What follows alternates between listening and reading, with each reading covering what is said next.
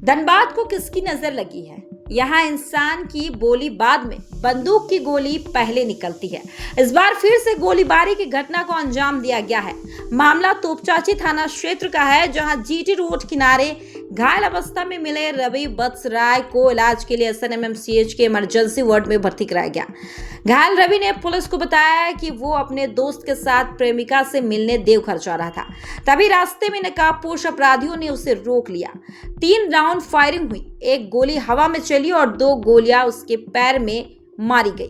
इतना ही नहीं, उसने दावा किया कि अपराधी उसकी बाइक लेकर फरार हो गए। मामले की गंभीरता को देखते हुए बागमारा एसडीपीओ अजीत कुमार बिमल और तोपचांची पुलिस अस्पताल पहुंची, लेकिन पूछताछ के दौरान पुलिस को रवि की कहानी में कई खामियां नजर आई।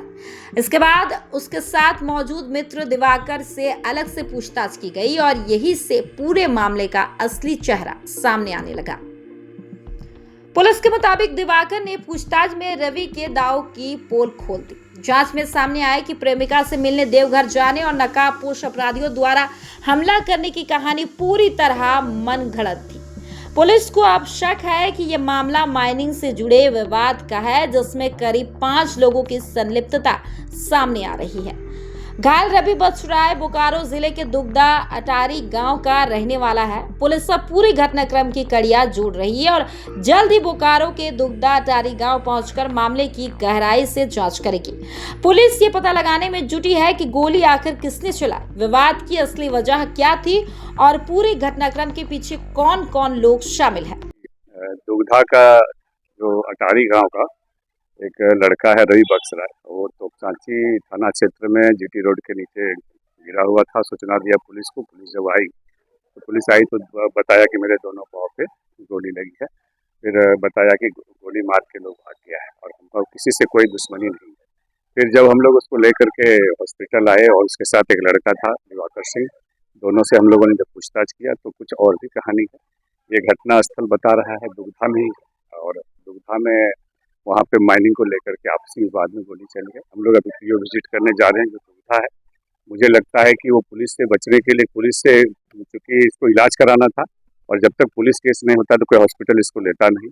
अभी जो घटनास्थल वास्तविक घटनास्थल है, हम लोग उसका जायजा करेंगे और वास्तविक घटना को यहाँ पे हम लोग जानकारी जब प्राप्त हो जाएगी घटना के तह तक जा करके फिर डिटेल हमें बता सकते। इसकी जो जानकारी वो संदेह ये शुरू से ही संदेह प्रतीत हो रहा था, क्योंकि पीओ पे कहीं भी ब्लड का कहीं भी एक कतरा भी नहीं दिख रहा था। जब हम लोग पीओ विजिट किए तो कुछ भी नजर नहीं आया, तो फिर हम लोगों को शक हुआ। फिर हम लोग जब यहाँ इसका पीछा करते हुए मतलब उसको उठा गया और एक लड़का साथ में था, उसको लेकर के जब हम लोग यहाँ आए तो पूछताछ में कहानी और पता चली है और हम लोग उस कहानी की तहकीकात कर रहे हैं और जो भी तथ्य उभर कर सामने आएगा पूछताछ हो रही है। हाँ, वो उससे भी पूछताछ हो रही है, वो तो मुकर रहा है, बट उसके साथ ही जो आया है दिवाकर सिंह उसका इलाज कराने के लिए, उसके द्वारा सारी घटना बता दी है।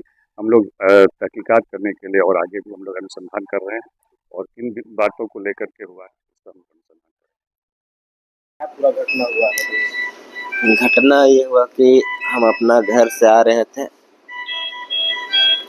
तोपचांची के तरफ, तो उसके बाद अचानक से बाइक से आया 2 लड़का, रोका आगे और एक हवा फायर किया। उसके बाद गाड़ी से मेरे साथ में एक दोस्त था, वो उतर के दौड़ दिया। तब तक हम जैसे उतरना चाहे तब तक मेरा ये पैर में मार दिया एक गोली, तो हम नर्वस होके गिर गए। तब फिर दूसरा गोली फिर चला दिया, उसके बाद मेरा बाइक लेके चला दिया। हाँ, दोनों पैर में लगा, एक गोली।